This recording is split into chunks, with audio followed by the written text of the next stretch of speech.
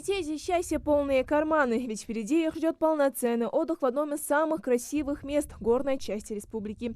Первый поток отдыхающих – это более 400 детей. Многие в лагере не впервые, в то время как кто-то только мечтает оказаться здесь. Мухарбеку Газикову отдых в горном лагере посоветовали родители. К тому же это хорошая возможность увидеть заповедные места, древние храмы и сооружения, где зарождалась история ингурского народа. Я приехала в этот лагерь первый раз.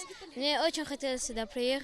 Мне мама посоветовала и папа посоветовал, что поехать сюда. Радость Мухарбека разделяют и все остальные. Красота окружающего пейзажа сразу зачаровывает. Горы и великолепные башни при всем желании не могут никого оставить равнодушным. У детей на все время, что они проведут в лагере, одна цель – хорошенько отдохнуть. Тут очень красиво, мама не ошибалась. Ну, говорили холодно, но это не так. Тут очень красиво, я рада, что сюда я приехала. Я приехала с братом, со своими подружками. Мне этот лагерь понравился.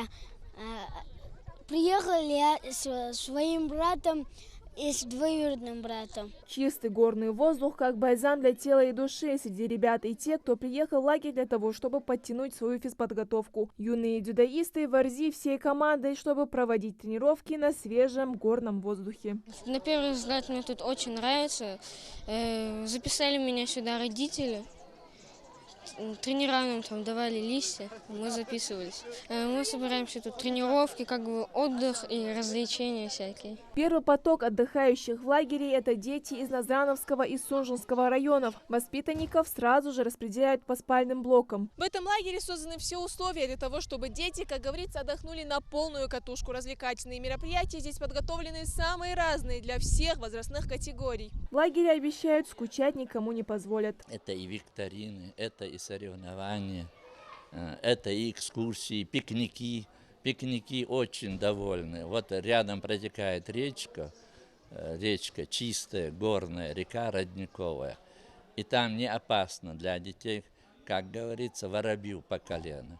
А вот у этой речки каждый берет отряд, по 2 отряда, согласно графика, после завтрака до вечера. Берут с собой игры. Особое внимание здесь уделяется и питанию. Повара спешат заверить, все местное и свежее. Меню действительно только для детей предусмотрено.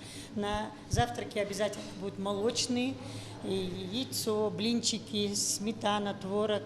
Творог, кстати, у нас сметана, все домашнее, местных производителей, мясо тоже. Впереди у ребят 3 недели отдыха, веселых и незабываемых каникул. Индира Манкива, Рамзан Зурабов, Новости 24.